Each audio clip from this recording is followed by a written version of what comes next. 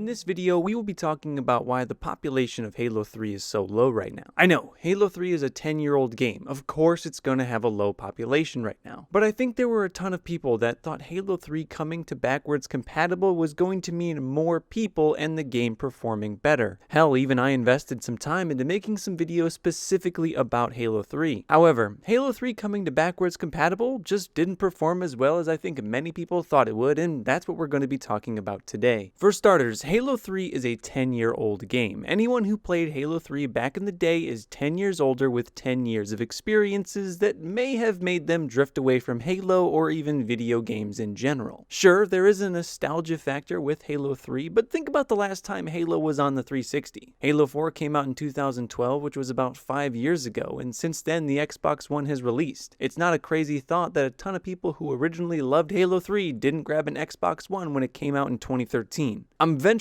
to bet that most people who played Halo 3 either don't have an Xbox or don't even know where their Halo 3 game is. I played Halo 3 until I about died back in the day, but it took me a solid week to locate my old game disc because while I used to play it a ton back in the day, I haven't touched it in years. What I'm getting at here is that Halo 3's biggest enemy is time, and too much time has passed for this game to thrive on its own in 2017. Halo 3 sold a lot of copies, more than any other Halo game, and that's really awesome, but that was 10 years ago, and a lot of those fans just aren't around anymore. And think about all the people in the Halo community today that never played Halo 3 back in the day on the 360. There are plenty of people right now in my fan base in the comment section down below that started with Reach, started with Halo 4, even started with Halo 5. Those people are, yes, part of the Halo community, but they're really not going to care about Halo 3 coming to backwards compatible, which is another reason that the playlist numbers are so low right now. The second factor that's hurting Halo 3's population on backwards compatible and on the 360 is the fact that there are just so many different ways to play the game at this point. Halo 3 is essentially split across 3 games. You have the original and now the backwards compatible Halo 3 played at 30 FPS, you have Halo 3 on the Master Chief Collection played at 1080p 60, and you have the Halo 3 Anniversary playlist in Halo 5. Now just because I was curious, I tried to test match times for all of the playlists at different times of the day. Here are my results. As you can see, the match times across the 3 playlists are vastly different. Halo 3 on backwards compatible takes far longer to match even in prime time. This graph shows prime time, Saturday at 6 p.m. Central Time in America. I should be able to find games very quickly because this is when people are home, they're playing video games. Where the other 2 ways you can play Halo 3 are much faster. And put it this way, with the current match times and assuming each of your games lasts around 7 minutes, over the course of a 3-hour video game session playing Halo 3 on backwards compatible, you will only be able to play 14 games. Where if you were playing on MCC, you could play 21 games in the same time frame.